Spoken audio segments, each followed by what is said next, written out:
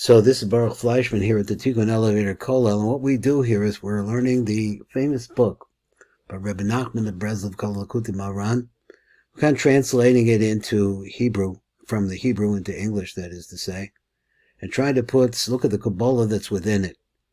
So before that, we were talking about the power of prayer, and I think all Kabbalists are really tuned into this idea. So the power of prayer, how does a prayer get answered? Well, you have to know how to refine yourself in such a way.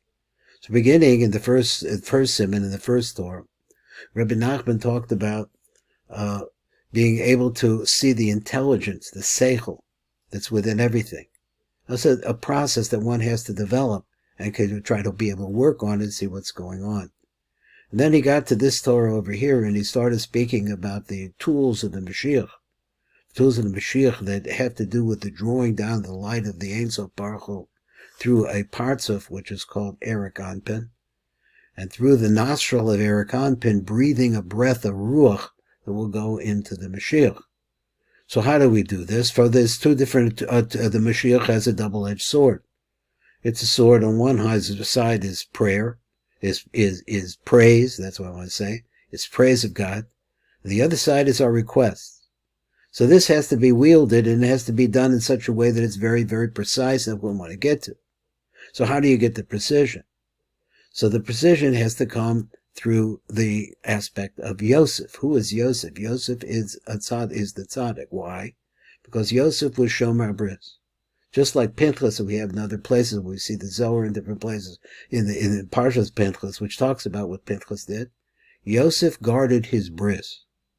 That made him roi, or fit, to become the leader of the Jewish people, and therefore he was the one that was able to really show us how to be able to do this, by protecting our relationship, our sexual relationships.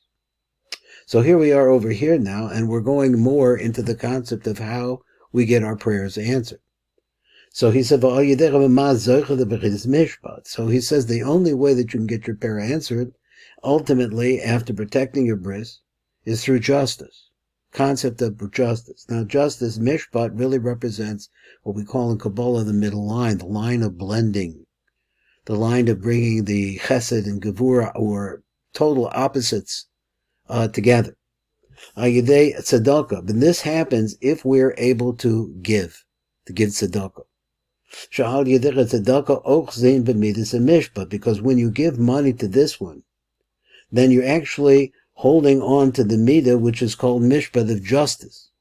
Kamosha Kasa, like it's written, Sidkas Hashem Asa Mishpatav, said that it said Tzedakah, said that Tzedakah Hashem. That's what does his justice. The Kamosha Kasa Mishpat Tzedakah be Yaakov. So these two have to do with Yaakov, and as I said before, Yaakov represents the middle line, which is a line of blending.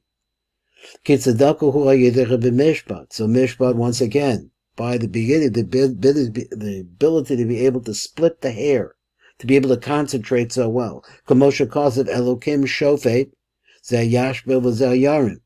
So here's a concept that Rabbi Nachman wants to talk about. He says, when you give tzedakah, you're putting Elokim as Lashon Kadosh of Din. The Elokim Shofet, he performs justice. How is that? Zeh Yashbil, when you give your money away, you're lowering yourself. Zeh Yarim, and the other one you're building up. Shemorish Lezev, Shemorish Lezev, of the Zeh. In other words, he gives an inheritance to this one, and he takes, and Ma'asher, Morish, I guess he means impoverishes one, and makes the other one rich. So when a person gives tzedakah, what you're doing is lowering yourself, because you're going to be less now. Shemachasa Mamona, because you're missing your money, but Bechinda V'Zecha B'Yarim, this is the concept, and then the other one gets lifted up. Shema'asher La'ani, because he takes something which is poor and empty and makes it wealthy. I just couldn't help because that the little counseling psychologist in me wants to say that this has to do with male-female relationships also. Because the Kabbalists, the Ri, and Rebbe Shimon, hold that the nature of femininity is the emptiness, the desire to receive. And so much so that the Sulam refers to the word Kabbalah, meaning the feminine concept of malchus, which is the ratzon lakabel, the desire to receive. So here we have the concept of the ani.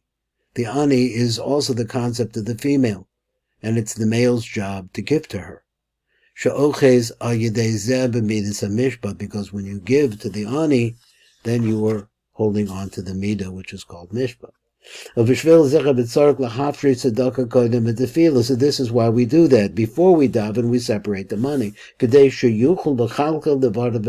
the person should be able to adorn his words with mishpat, with justice. That's the other word, that idea. He's able to split the hair v'lo yachti.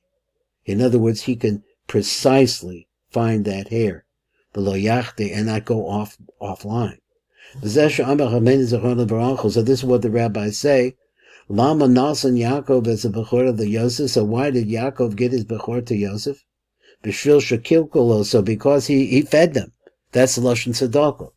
Mashal the Baal Habayis is like, this is like the story of a person who's a householder. As Gido Yosef B'Sof Beso, that this is the same idea, who raised an orphan in his house. Kamoshe Chasuv, like it's written like this, Yechalkel Yosef as Aviv as Echov Lechem Lefi Hatav. So now he has a little more play on words like this. So he fed Yosef. Yosef gave food to his father, V'es Achiv, and to his brothers, lechem, bread, lefi hataf. Now, translated mostly, the word hataf means according to what the needs of the children are. Hatev as the Rome. So he said, Bekomo, you have this pasuk in Yecheskel. It says, Hatev el Rome. Lashon dibor, so speak to the south. Now, the south is for, anyway, it's for chochmah in other ways. Lefi hataf, according to the taf, hainu, Shigura tefilos befiv ayedechet tzedakah. His prayers were really, or strongly, he was really attached to his prayers, and this came as a result of tzedakah. By the tzedakah that it is noisen lo Yaakov gave him, shehu b'bechinas mishpat, who Yaakov is the middle line. As a bechora, he gave it to Yosef, not just because he was shomer abris, but also because he gave. Shehu b'bechinas tefillah, which is the idea tefillah. Tefillah is giving. I gave you the Shchem, ani daika, shehu b'bechinas mishpat. That is, I particularly gave you this portion because it is I that is doing this. So he goes like this, and the Rebbe says like this: V'iger shel hamachshava zaros aim ayedecha b'kilkol hamishtav. Now you're praying, and you can't concentrate because all different kinds of things are coming into your head.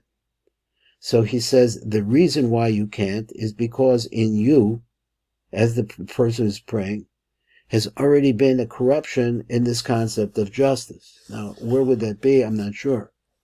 He says, because he says justice is the concept of eyes. We have this phrase, and they came to this place, which is called the eye of justice. So the eyes, he says, what you look at something, you're actually judging it. So this is the concept of the eyes of Yaakov. Yaakov looks at the right, he looks at the left, and brings them together. So because the corruption of justice also corrupts the eyes. Now, once again, mishpat represents Yaakov, the inability of the middle line to draw the two sides together. Because we have a bribe, blinds the eyes of a wise man. This is the concept, he says, of why we have these all strange ideas as we're trying to play. Why these ideas always interrupt our prayer. These are the strange ideas we have when we're praying. These are like clouds, the mechasim al-ainim, that cover over the eyes, and so the eyes, therefore, he's saying that the eyes are the ability to be able to focus on something. But if you're not using them, and you're not focusing on the proper thing, other things, other forces will come in. Kamosha Kasav a Sakosa Ba'anam Loch, so they'll cover over you like a sukkah, as a cloud over you. L'aseh Yusukum Bechinas Mishpat, in the future though, when there will be a tikkun, and the Mashiach will come and things will become straightened out. Kamosha Kasav Sion B'Mishpat Tipade, Sion, which is the idea of Malchus, V'Mishpat Tipade, that is our earth. Then you will see that there will be will be moved, the clouds, the mechasim al eina, that cloud the eye, and make it very difficult for us to concentrate. Kamosha Kasav, and it says like this, Ki ayin ba'ayin yiru b'shuv Hashem Sion, because then your eyes will be open. Eye to eye, we will be able to see the return of Shem to Tzion. This is actually Lashon Yichud if you're studying the Zohar. Yosef ben Porus Ali Ayin, and this is why Yosef is called the son, the fruitful son, who goes up on the ayin. There it means well, but there's another word for that is eye. This is Baruch Fleischman, and this is Rebbe Nachman of Breslev, Likutei Maharan, at the Tikkun Elevator Kollel.